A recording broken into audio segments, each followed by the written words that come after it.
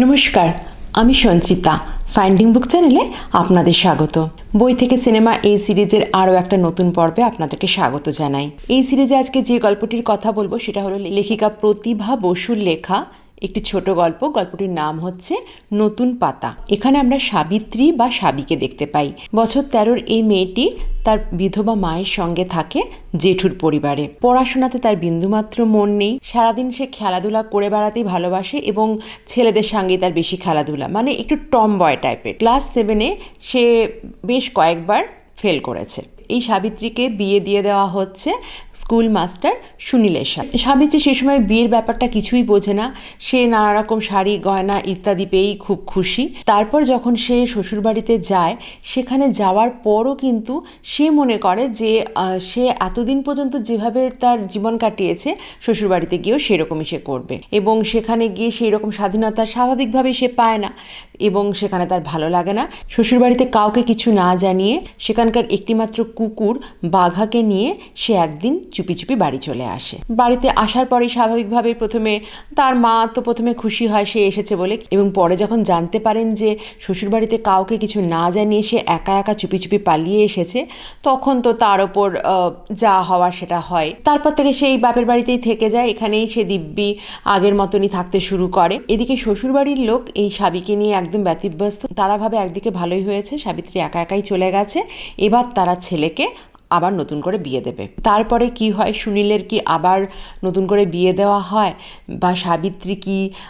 আবার ফিরে যায় তার শ্বশুরবাড়িতে, নাকি সাবিত্রী একদম মানে পার্মানেন্টলি বাপের বাড়িতেই থেকে যায়, কি হয় না হয় সেটা তো গল্পটা পড়লে আপনারা জানতে পারবেন। এই গল্পটাকে নিয়ে 1969 সালে দীনেন গুপ্ত একটি সিনেমা তৈরি করেছিলেন। গল্পটার নামও কিন্তু নতুন পাতা। এখানে সাবিত্রীর চরিত্রে অভিনয় করেছিলেন আরতি গঙ্গোপাধ্যায় এবং তার মায়ের চরিত্রে অভিনয় করেছিলেন কাজল গুপ্ত, জেঠুর চরিত্রে শম্ভু মিত্র এবং জেঠিমার চরিত্রে গীতা দেব। সাবিত্রীর স্বামী সুনীলের চরিত্রে অভিনয় করেছিলেন সমিত ভঞ্জ এবং তাদের ঘটকের চরিত্রে অভিনয় করেছিলেন চিন্ময় রায়। বেশ সুন্দর একটা সিনেমা, বেশ অনেক পুরনো সিনেমা, ব্ল্যাক অ্যান্ড হোয়াইট, তো বুঝতেই পারছেন। এটা যদি আমি বলি যে এটা কোন জনের গল্প, তাহলে অবশ্যই এটা একটা রোমান্টিক জনের গল্প।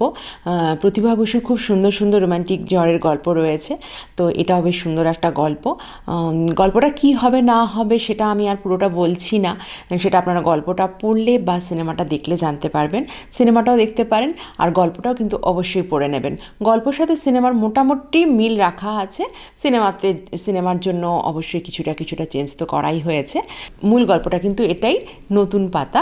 যে গল্পটার কথা বললাম, সিনেমাটার নামও নতুন পাতা। এরপরে যে ছোট গল্পটির কথা বলবো সেটা হলো রবীন্দ্রনাথ ঠাকুরের বিখ্যাত গল্প কাবুলিওয়ালা। কাবুলিওয়ালার গল্প আমার বিশেষ করে সেরকম কিছু বলার নেই। কাবুলিওয়ালার গল্প মোটামুটি সবারই জানা রয়েছে। সেই সুদূর আফগানিস্তান থেকে আসা এক কাবুলিওয়ালা রহমত, যিনি ভারতবর্ষে এসেছেন কিছু টাকা উপার্জন করার জন্য। সেখানকার সমস্ত ড্রাই ফ্রুটস, যেগুলো মানে আফগানিস্তানের খুবই বিখ্যাত জিনিস, ড্রাই ফ্রুটস ইত্যাদি, হিং, এই সমস্ত ধরনের জিনিসপত্র তার ঝোলায় করে ভর্তি করে নিয়ে তিনি এসেছেন, এবং প্রত্যেক দিন সেই ঝোলায় সেই সমস্ত ড্রাই ফ্রুটস ইত্যাদি নিয়ে তিনি চারদিকে সেগুলো বিক্রি করতে বেরোন। সেই দূর দেশে তিনি তার মেয়েকে ছেড়ে এসেছেন। এখানে আসার পর তারই মেয়ের সমবয়সী একটি মেয়ে মিনির সঙ্গে তার পরিচয় হয়। সেই ছোট্ট পুচকে মিনির সঙ্গে বিশাল চেহারার এবং পাগড়ি পরা কাবুলিওয়ালার একটা সখ্যতা গড়ে ওঠে। এই দুই অসমবয়সী এবং ভিনদেশী মানুষের কাহিনী নিয়েই কিন্তু রবীন্দ্রনাথ ঠাকুর তার বিখ্যাত গল্পটি লিখেছিলেন কাবুলিওয়ালা। আপনারা সবাই হয়তো গল্পটা মোটামুটি জানেন যে তাদের এই বন্ধুত্ব কিন্তু খুব স্মুথ ছিল না। প্রথমের দিকে এই মানে মিনির সঙ্গে কাবুলিওয়ালার এত সখ্যতা ছিল, পরবর্তীকালে বিভিন্ন কারণের জন্য তাদের মানে বন্ধুত্বের মধ্যে বিচ্ছেদ ঘটে যায়। কাবুলিওয়ালাকে জেলে যেতে হয় এবং সেখানে বহু বছর কাটাতে হয়।